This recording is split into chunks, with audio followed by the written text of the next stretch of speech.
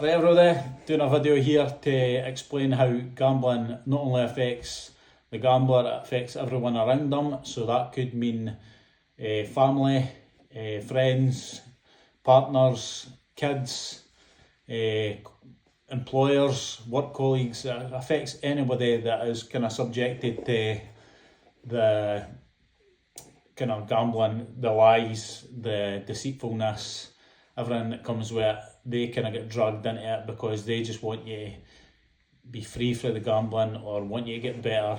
But obviously it's a deeper issue in that when other people start getting affected.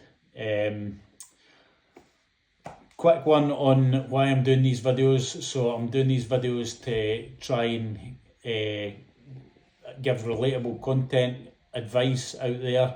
So I struggled for 25 years. I would say the last 15 years, or the first 15 years of it, that's when I really struggled. I didn't accept I had the problem. Eventually when I accepted it, there wasn't anything out there that worked for me. What I'm doing this time is working for me, so I want to try and give people hope that there's light at the end of the tunnel for them as well. Like I say, affected others in gambling, it's not spoken about enough, I don't think, because it's actually worse for them than it is the gambler, because the gambler has an element of control how they're going to go about their recovery, whereas the affected others just want the person to get better, but it's kind of out with their control. Like I say, the first thing that the gambler needs to do, or it's kind of, there's nothing anybody else could do, the gambler needs to accept they've got a problem. They need to accept that their life is becoming uncontrollable, they're letting everybody around them down, and they want a solution to it. Until they accept that, everybody around them will be helpless, really.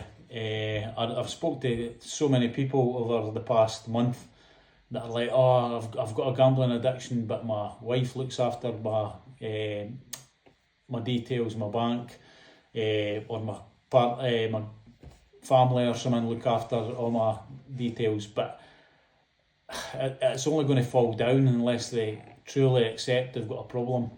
But that's not for me to say, that's for them to accept themselves. But I just feel that there's still a stigma around coming out and speaking out about it. It's not a big deal. It's probably the one thing in my life that I can't do. I could do anything else, but I can't gamble. I'm making that sacrifice. So as I kind of mentioned, there's not a lot of support out there for affected others. When I was younger, 18-year-old, I always had a problem. My mum typed into Google, how can I help a gambler? The only thing really she came across was Gambler Anonymous, so it's a support meeting. I tried numerous of times to go, and it just didn't work for me. It was good in a lot of senses, but it wasn't the solution. To a lot of people it is the solution, and that's great. We're all wanting the same end goal, stopping gambling. So if it works for you, keep going. Let's say my mum, she kind of hid a lot from my dad. My dad was more strict. He was similar to myself in a sporting sense. I think he had the same competitive nature, but he wasn't as tolerant to the behaviour that I was doing. So I think my mum kind of tried to not tell him as much, because he would have probably had me out in the streets, which would have, I don't know where I would be if I was out in the streets. So I'm obviously grateful to my mum. You obviously let your friends down, you borrow off them, you tell them lies, you tell them, I'll pay you back on Friday, but Friday comes, I have no money, then you find out that you're due this person money, you're due that person money, and it's just all the lies that come with it. You start being someone that nobody can trust, and I don't think anybody wants that. When I was with a girlfriend, I would be in the kind of living room staring at my phone. So she'd be talking to me about someone, I'd be infatuated with my phone. All I was interested in was the betting. and getting the next rush. So you kind of, your relationships start breaking down because the trust isn't there. They'll maybe think you're doing stuff on top of the gambling, whereas like say with myself, I was just gambling, but the trust wasn't there, because I would be lying about it. I'd be doing anything to try and get at the back of everybody's mind, but the reality was it was at the front of my mind all the time.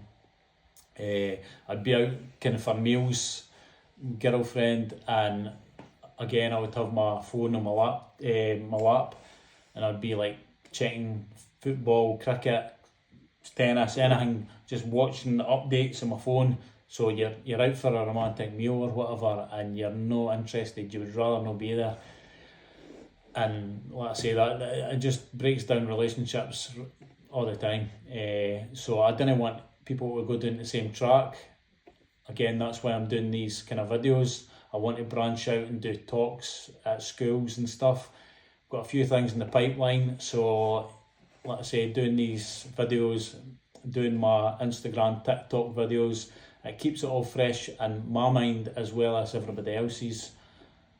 Like I say, it's something I'm passionate about. It's something that I really want to drive some change in. So I'm not stopping until I do. Cheers.